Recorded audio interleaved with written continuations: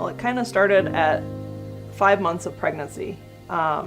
Essentially, I didn't feel the baby kicking like she should, and I told the doctor at that point that there was something definitely wrong.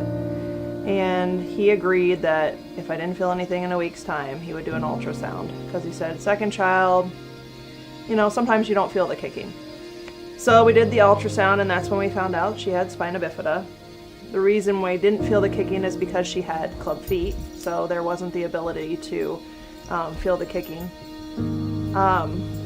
From there, we kind of went, it was like a whirlwind, high-risk OB appointments, and they told me that she was going to die in utero and that I was going to have to stillborn her, so I moved myself up to Iowa City.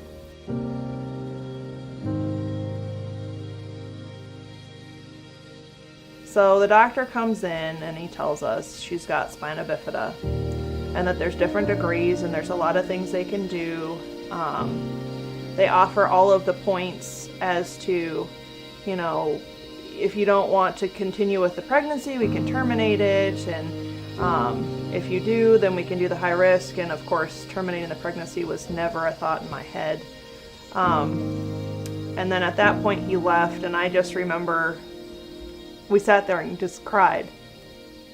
It's not anything a parent wants to hear, ever.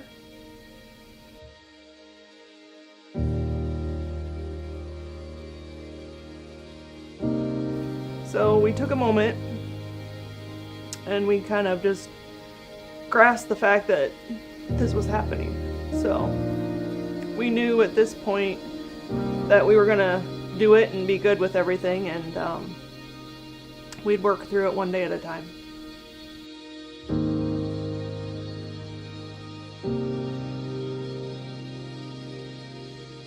I also have a daughter with special needs. She was born with an anoxic brain injury.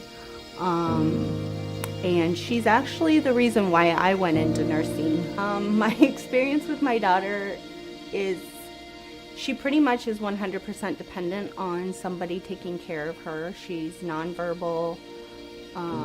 So she gave me a lot of great experience as far as reading facial cues, knowing what somebody needs before they actually tell you, which has kind of helped a lot with Rylie.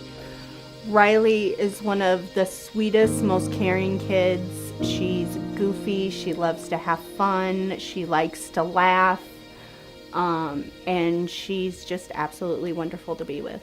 It's like Universal Pediatrics has sent us a little angel into our home. She's been wonderful, she's very thorough, and she can take that mom role, which is really sweet too, because Rylie doesn't always want to do what she wants to do all of the time. So Kristen's always been there to kind of help us along and help Rylie be a better person. Oh man, he's like the greatest thing that's ever happened to me. If I never even had her, I would have nothing. Nothing at all. Her in my life? Oh yeah, I want her in my life. As long as she can be here. As long as she wants to be here, she can be here. I would say that my husband and I and even the family wouldn't be where we are today without Universal Pediatrics being in our home. I wouldn't have been able to finish school the way I wanted to. I wouldn't even be working right now if we didn't have the nursing staff here to take care of Rylie, help us along. We wouldn't be where we are currently, even with her health, because I, for one, will tell you, it is so difficult to stay up with all of the treatments and then still have a life.